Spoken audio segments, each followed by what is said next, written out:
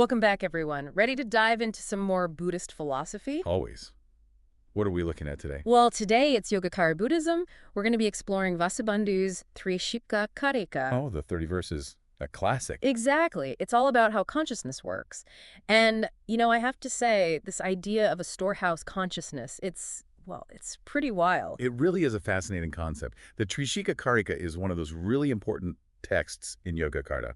Vasubandhu, he was a really influential Buddhist philosopher, laid out this idea of ālaya-vijñāna. Alaya-vijñāna. Yeah, the storehouse consciousness. It's like this wellspring of potential experiences, all those seeds just waiting to sprout. So like a cosmic hard drive for our minds or something. Kind of. You can think of it that way. Each seed representing a possible experience ready to come into being. What I find really interesting is how this storehouse isn't just passive, right? It's actively shaping who we are and who we can become. Exactly. That's the essence of Yogacara, the idea that we can actively work towards cultivating those positive qualities within us by transforming those seeds within our storehouse consciousness. It's like a revolution, but from within. Okay, I'm definitely hooked. Let's unpack this whole revolution thing. How does Yogacara actually help us understand consciousness? And ultimately, how do we achieve liberation? Well, I think before we get into all that, it might be helpful to understand who Vasubandhu was and why we should care what he had to say about the workings of our minds. Okay, yeah, good point. Context is key. So who was this? Well, Vasubandhu, he breaks down consciousness into 3 key transformations. He outlines this in the 30 verses. 3 transformations, okay. The first one is what he calls vipaka. Vipaka, what does that mean? It means maturation. I was talking about that ālaya-vijñāna, that storehouse consciousness. All those potential experiences are there, like waiting in the wings. Oh, right, the seeds. Yeah, exactly, like seeds just waiting to sprout. And it's not just about them being there. They're constantly maturing, they're ripening, influencing who we are, how we experience the world. Okay, I think I'm following. So those seeds, they're basically like imprints from our past actions. Those things shape our present and our future. Precisely. Wow, it's a powerful way to think about it. So then what? Do those seeds just sprout on their own? Not quite. That's where the second transformation comes in, manana. Manana. It basically means mentation or reflective thought. It's that level of consciousness that we're probably most familiar with. You mean like all the thinking and analyzing and planning that our minds do? Exactly. All that mental chatter. Yeah, tell me about it. So how does that mental chatter relate back to the storehouse consciousness? Are they connected somehow? They are. It's really interesting, actually. Yogacara describes this level of mental activity as manas. It's constantly interacting with the storehouse consciousness, using those seeds of experience to fuel its thoughts and perceptions, deciding which seeds get watered, which ones get neglected, So it's kind of like manas is the gardener in that field of seeds. It's shaping how those seeds from our past experiences actually manifest in our lives. Exactly. So we're not just like passive recipients of these experiences. We have some say in how they play out. Yes. You could say that, but it's not just this two-way street between the storehouse and our thinking mind. There's actually a third transformation. It brings in the external world. Okay, so this is where things get real. You could say that. It's called vijñapti. It means cognition of objects. It's where our senses, sight, sound, smell, touch, taste, even mental phenomena all come into play. Ah, so this is where we actually encounter the world around us. Yes. Through vijñapti, we're able to perceive and interpret all that sensory data, and we kind of build our understanding of reality. But that understanding is still being shaped by all those seeds from the ālaya-vijñāna and how our manas is working, right? Exactly. Wow, this is starting to get pretty complex, but it feels very theoretical. Can we make this more relatable? How does this all play out in our everyday lives? Sure. Let's say you're at a party and feeling insecure. A seed of a past experience, maybe of being socially awkward, gets triggered. And that leads your manas to overthink and dwell on those feelings. And that, in turn, shapes your perception of the event through vijñapti. You end up feeling even more self-conscious. Ah, so it's not just these abstract concepts. These seeds are directly linked to these everyday experiences that we all have. Exactly. And this is where the concept of afflictions comes in, kleśas. Vasubandhu says that there are 4 key afflictions that are always present in the manas consciousness. They're constantly shaping our thoughts and perceptions. Afflictions. Kleśas. Sounds intense. What exactly are they? Well, the first one is called Atmadhu. Ahmadi. Yeah, it means self-view. It's that fundamental belief in a permanent, independent I that exists separate from everything else. So it's the root of that ego clinging, that feeling of being separate from others. Exactly. And then there's Atmamoha, which basically means self-delusion. It's that confusion about the true nature of the self. We may have this strong sense of self, but we're not really sure what that self actually is. So not only do we have this strong sense of self, but we're also confused about what that self actually is. Yes. And that can lead to the third affliction, which is Atmamana, self-conceit. Self-conceit. So that's where the pride and egotism come in. Right. It arises from that false sense of self. All those times we puff ourselves up, we compare ourselves to others. Yeah, I think we can all relate to that. Ouch. And the fourth one, what's that? The fourth is Atmasneha, which means self-love. Self-love. But isn't that a good thing? Well, in this context, it's talking about that deep-seated attachment and clinging to the idea of ourselves. Yeah. And that leads to, craving, aversion, ultimately, suffering. So even self-love can be an affliction. That's interesting. It's like Yogacara in showing us how even these seemingly positive emotions can actually be like the root of suffering. Precisely. And what's so relatable is that these afflictions aren't just abstract concepts. Yeah. They're woven into our everyday experiences. Insecurity, ego grasping, attachment, we all experience these things. Absolutely. So, okay, we've got this storehouse consciousness with all its potential experiences, and we've got our thinking mind constantly interacting with those seeds, shaping our perceptions, and then we've got these afflictions that are always kind of lurking in the background, influencing how we see ourselves and the world. What are we supposed to do with all of this? What's the point? That's where the real journey begins. Yeah. Remember that idea of a revolution from within. The ultimate goal of Yogacara is to transform the storehouse consciousness itself, purify those seeds, weaken the grip of those afflictions. And this is where the practice of yoga comes in, particularly meditation. So understanding all this is just the first step. We need to actively engage in practices that help us transform those ingrained patterns. Precisely. And while diving into specific practices is a topic for another day, grasping these foundational concepts is key. It lays the groundwork for deeper exploration. Okay, I definitely feel the groundwork being laid. But I'm curious, how does Yogacara address the nature of reality itself? I mean, our minds, they play such a central role in shaping our experience, but what about the external world? Is it all just a figment of our imagination? It's a great question, and it's a common misconception. Yogacara, it doesn't actually deny that there's an external world out there. Okay, good. So it's not all in our heads. Not exactly. It's more nuanced than that. What Yogacara does is it offers a framework for understanding how we perceive and how we interact with that world. Okay, so how does it do that? Through what it calls the three natures, or, svabhavas. Three natures. Okay, I'm listening. What are those? So the first nature is called parikalpita. Parikalpita. Yeah, which means like the imagined or the conceptually constructed. It refers to our own subjective view of the world, shaped by, all those thoughts and beliefs, past experiences, all those seeds we were talking about earlier. Right, those seeds. So it's like our own personalized mental map of reality. Exactly. It's that filter we use to interpret everything, our unique understanding of the world. Okay, so what's the second nature? Does that get us closer to, quote-unquote, actual reality? The second nature is called paratantra, which means other dependent. And this one's super important because it points to the interconnectedness of everything. Oh, okay. So this is where things get really interesting. It is. It basically says that reality is this, like, web of causes and conditions. Nothing exists in isolation. Right. So our individual mental maps, they're actually intertwined with this bigger web of interconnectedness. Exactly. Paratantra highlights impermanence, interdependence of everything, including us. It challenges that idea of a fixed and independent self. I'm starting to see how these different natures kind of layer on top of each other. We have our own constructed view, but that view is being shaped by this larger web of interconnected causes and conditions. Okay, so where does the third nature fit in? The third nature is parinibbana, which means the perfected or the ultimately real. And this describes reality as it truly is, free from all our mental constructs, conceptual frameworks. So it's like seeing beyond the filters of our minds, beyond those individual maps to perceive the true nature of things. Precisely. And according to Yogacara, this ultimate reality is empty of inherent existence. Empty? What does that even mean? It doesn't mean that nothing exists. It's not nihilistic.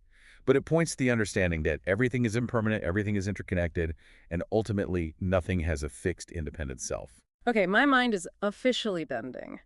But hold on. If our experience is ultimately shaped by our minds, how do we know what's real anymore? Are we just making it all up? It's not about denying the role of the mind, but about understanding its influence. Yogacara emphasizes that while our minds do play a role in shaping our experience, it doesn't negate the existence of an external world. Okay, phew.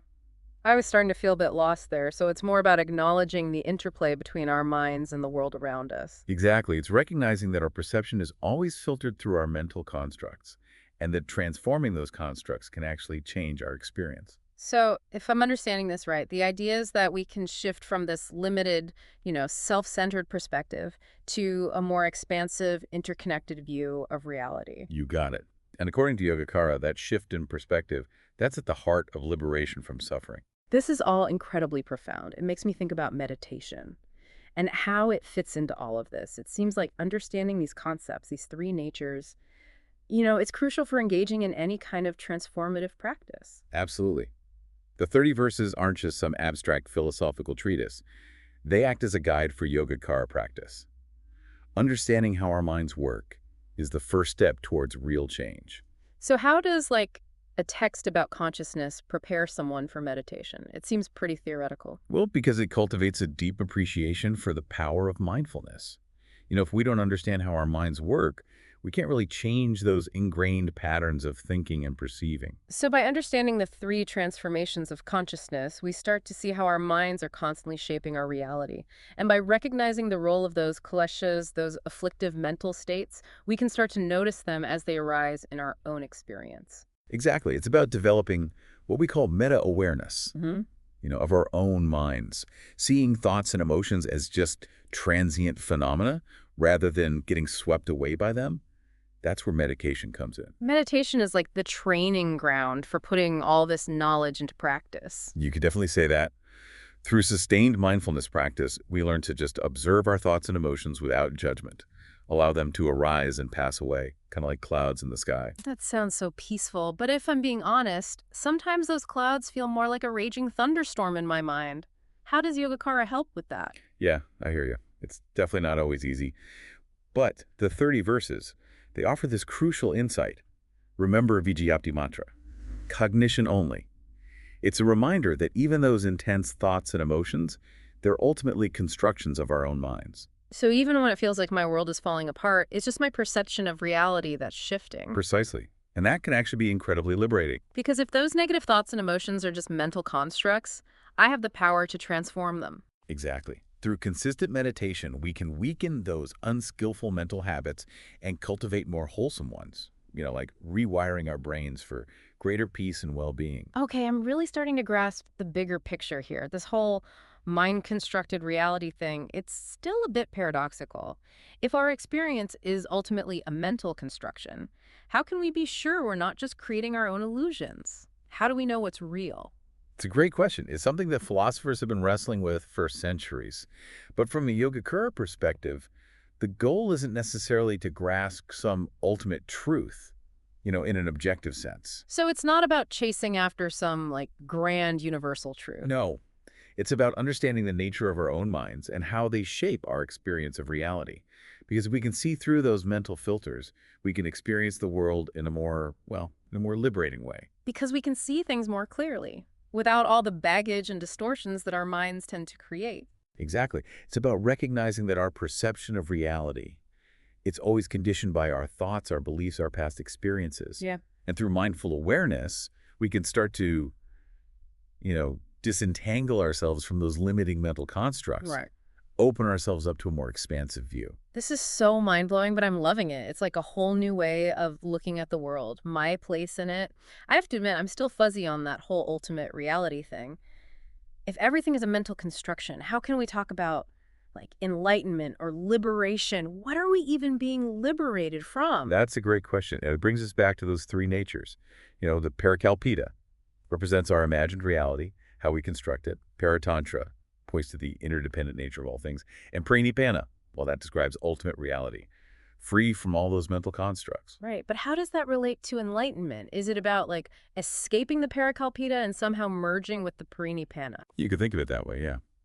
In Yogacara, enlightenment is seen as a shift in consciousness, a recognition that the Parakalpita, our constructed view of reality, is ultimately an illusion. So it's like waking up from a dream and realizing that what I thought was real was just a projection of my own mind. That's a great analogy. And when we see through that illusion of the Parakalpita, we start to experience the world through the lens of the Paratantra, recognizing the interconnectedness of everything. It's like we start to see the whole web that connects everything together instead of just our own little piece of it. Exactly. And as we deepen our understanding of the Paratantra, we gradually approach the Parinibbana, that ultimate reality that's free from all mental constructs. So it's a process of moving from a limited, self-centered view of reality to a more expansive, interconnected, and ultimately liberated view. That's a beautiful way to put it. Yeah. And it's a journey that requires both wisdom and compassion, and a commitment to practice, like meditation. Wow, it's incredible how Vasubandhu, he managed to pack so much depth and insight into just 30 verses. He was a master. The 30 verses are a testament to the power of, concise and insightful writing. Before we wrap things up, there's one more concept from the 30 verses that I wanted to touch upon. It's the idea of ajaya Paravrtti. Ah, yes. Revolution at the basis. It's really a pivotal concept in Yogacara. It encapsulates the ultimate aim of practice. Can you explain what that means? It sounds pretty intense. It refers to a fundamental shift in consciousness, a complete transformation in our way of being in the world. It's about turning away from that, self-centered, ego-driven perspective that causes so much suffering, and turning towards a more expansive, compassionate, and liberated way of experiencing reality. So it's not just about, tweaking my thoughts or behaviors. It's about a radical shift in my fundamental orientation to life. Exactly. Paravrtti represents a profound awakening, a recognition that our true nature isn't limited to the confines of our individual egos. It's about seeing beyond that illusion of separation and realizing our interconnectedness with everything. Yes, it's a liberation from the delusion of self-grasping and an embrace of the boundless wisdom and compassion that are at the heart of our being. Wow, that's really powerful. Makes me wonder if this kind of revolution is possible on an individual level. Could it also happen on a, collective scale? That's a profound question. If each individual has the potential for this kind of radical shift in consciousness, what might be possible if we collectively cultivated, greater awareness, greater wisdom, and compassion? Amazing thought. And while the journey towards Acharya Paravrtti, both individually and collectively, it may be long and winding, the 30 verses offer us a beacon of hope. They remind us that this kind of transformation, it is possible. It's definitely a journey worth taking. It leads to a profound and lasting liberation from suffering. Well said. I think we've reached our capacity for mind-bending insights for now. Yeah, even the most profound wisdom needs time to, settle and integrate. Exactly. So until next time, dear listeners, may your journey toward awakening be filled with insight and joy and a deep sense of interconnectedness. Welcome back, everyone. Back for more on Vasubandhu's 30 verses. I hope you all had some time to process, all those mind-bending ideas we were exploring. We're going to be wrapping things up soon. But believe me, these last verses, they're packed with even more profound insights. Yeah, you could say that. Vasubandhu, he really doesn't hold back. In these final verses, he's really getting into the implications of vijñapti-mātra, that idea of cognition-only. Right, cognition-only. Everything we experience, it's ultimately a construction of our own minds. Exactly. And that's, where a lot of people can get a little tripped up. If it's all in our heads, does that mean the external world is just an illusion? Yeah. How can we know what's real? All those big questions. Yeah, it's tricky stuff.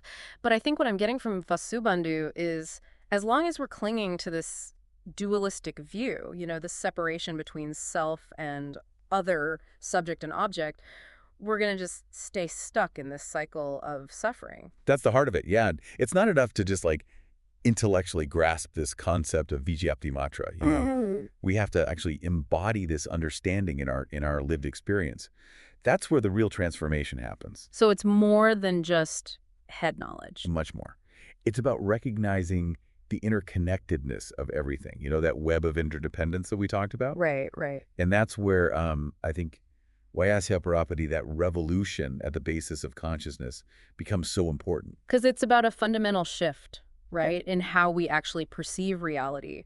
We have to let go of those ingrained patterns, the self-grasping, the dualistic thinking. It's a tall order. It is, but it's possible. The 30 verses talk about the twofold grasping, which I think really gets at the heart of, well, the heart of the challenge here. Twofold grasping. Okay, what's that all about? It points to the two main ways we cling to a false sense of self. The two main ways. Yeah, the first is what they call grasping itself.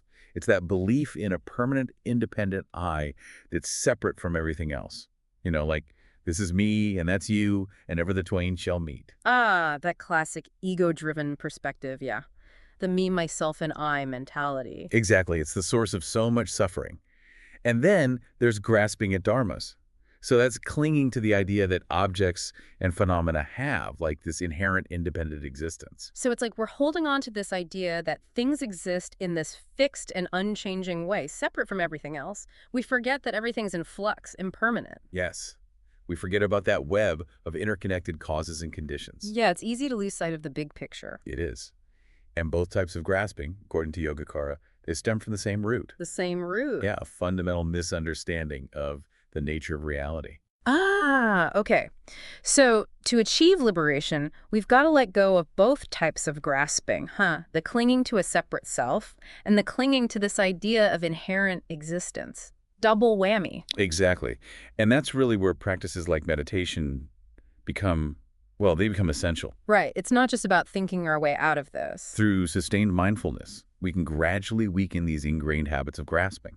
We can open ourselves up to that more expansive, interconnected view of reality. It's like a process of dismantling all those mental constructs, right? The ones that keep us trapped in this limited, this illusory, view of the world. That's a great way to put it. As we let go of those false notions of self and other, we begin to experience the true nature of reality, Pranayama, right? Yeah, that perfected, unconstructed, and ultimately liberated state. So we're moving from this world of fabricated distinctions to a world of interconnectedness. That's it. A world where those boundaries between self and other, they start to dissolve. Wow.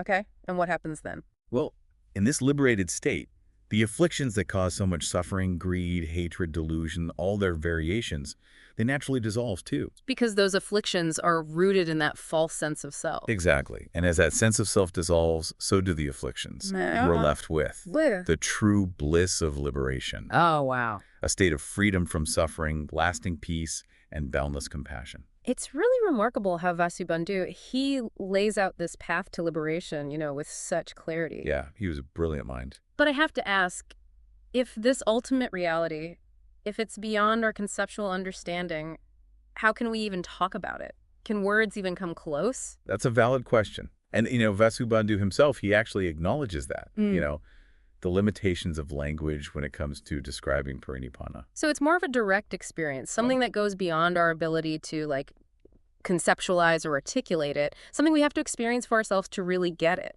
Exactly. It's like imagine trying to describe the taste of chocolate to someone who's never tasted chocolate before. Words, they only go so far, right? Right.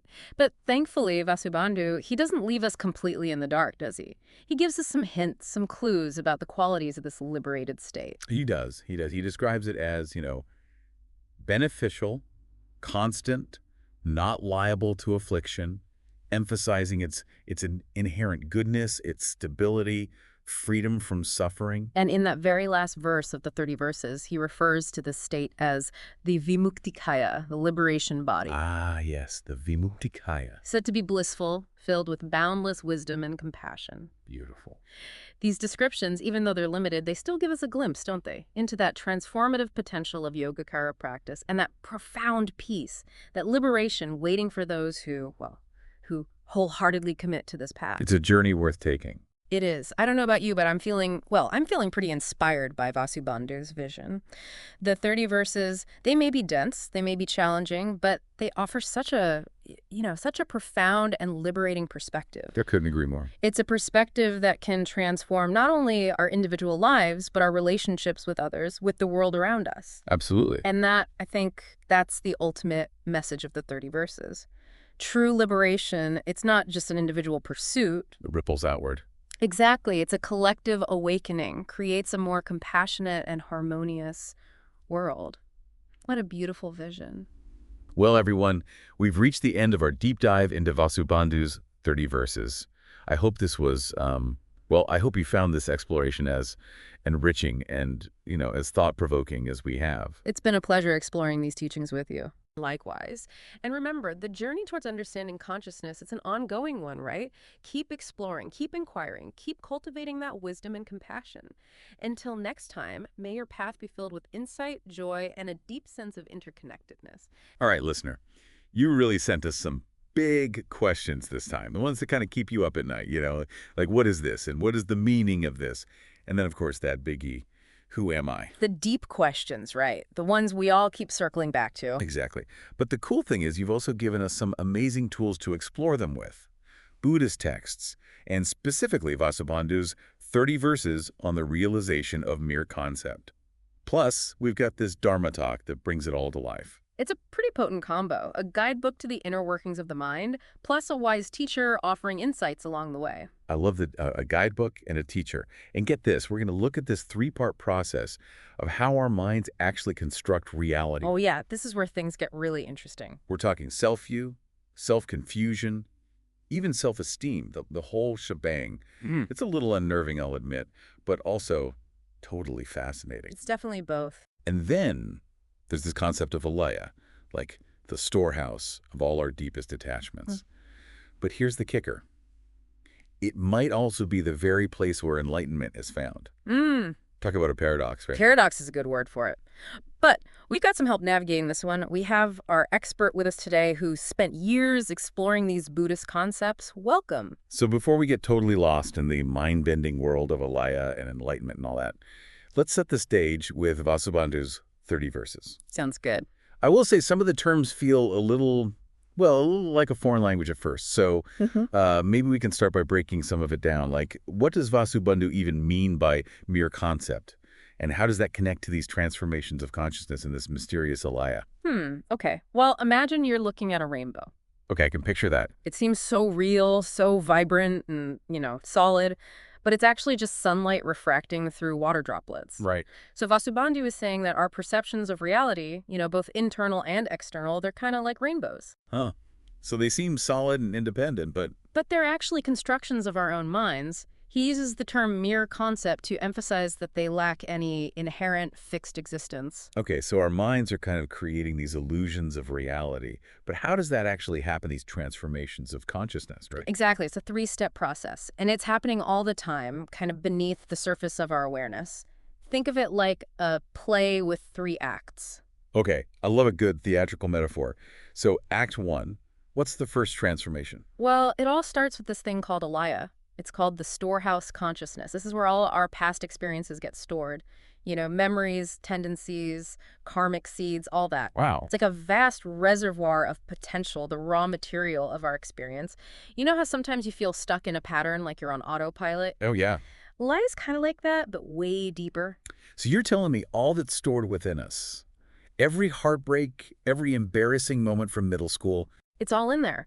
But it's not just a passive storage unit. It's dynamic, constantly influencing our present moment experience, even though we're mostly unaware of it. Okay, wild. So we've got this massive storehouse of potential. What happens in Act 2? This is where things get sorted out, right? That's where our minds start to make sense of all that raw material, yeah. It's called manas, the thinking mind. Manas takes the raw data from Alaya and starts to create a mental representation.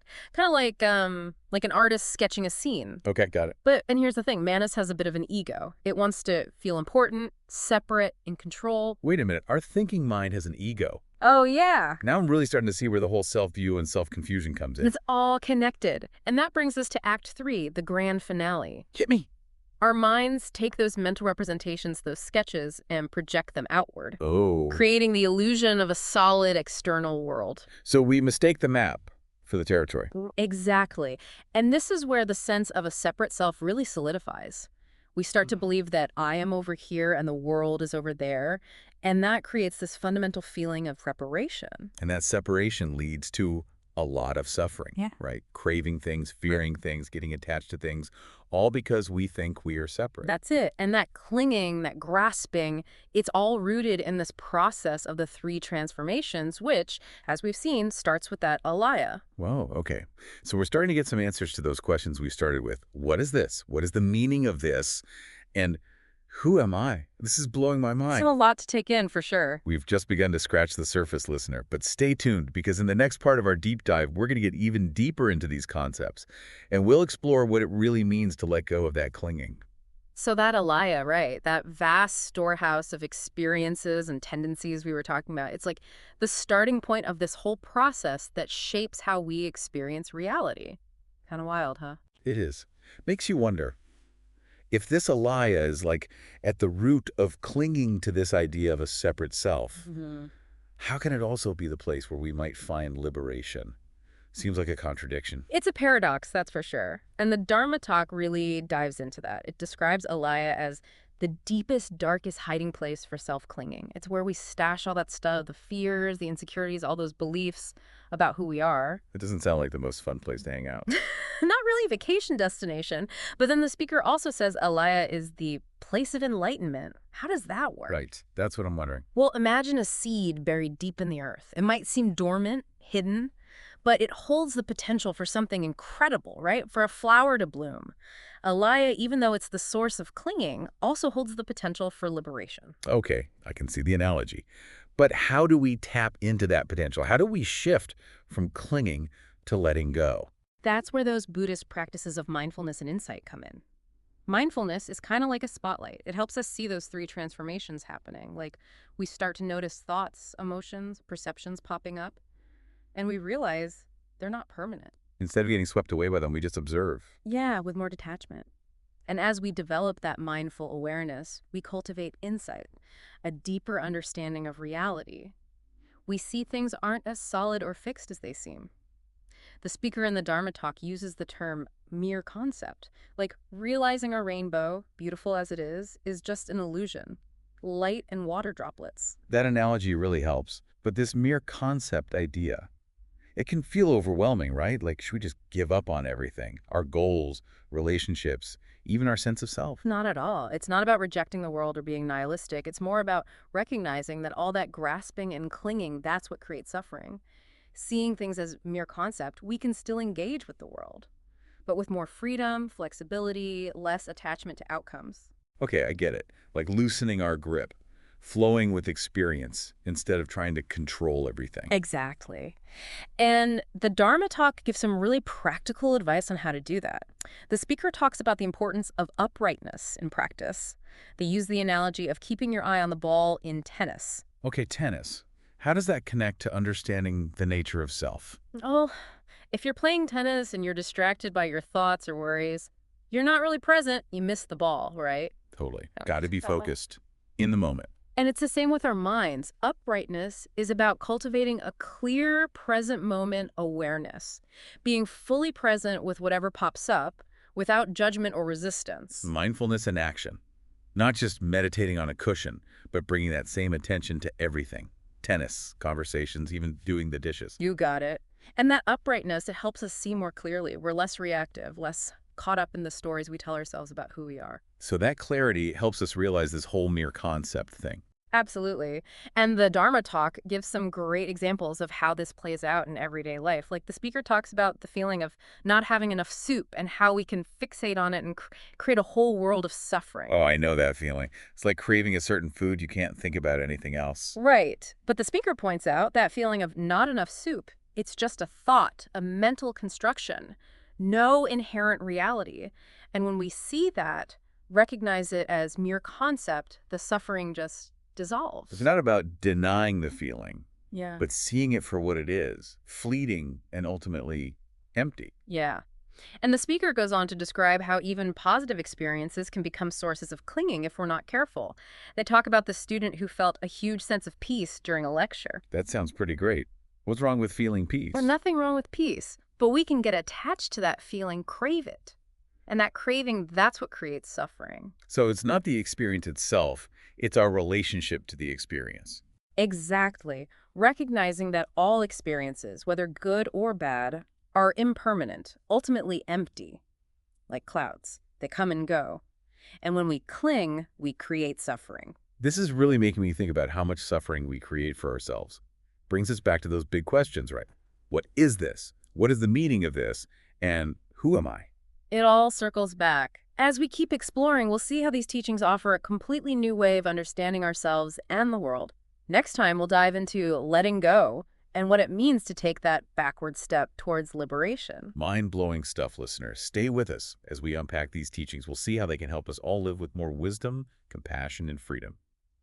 All right, listener, we're back, ready to wrap up our exploration of what is this, what is the meaning of this, and that ultimate question, who am I? We've been digging into some pretty deep Buddhist concepts like this idea of Alaya, the storehouse consciousness, and how that plays into our illusion of a separate self. Yeah, and we've been talking about this practice of seeing everything as mere concept.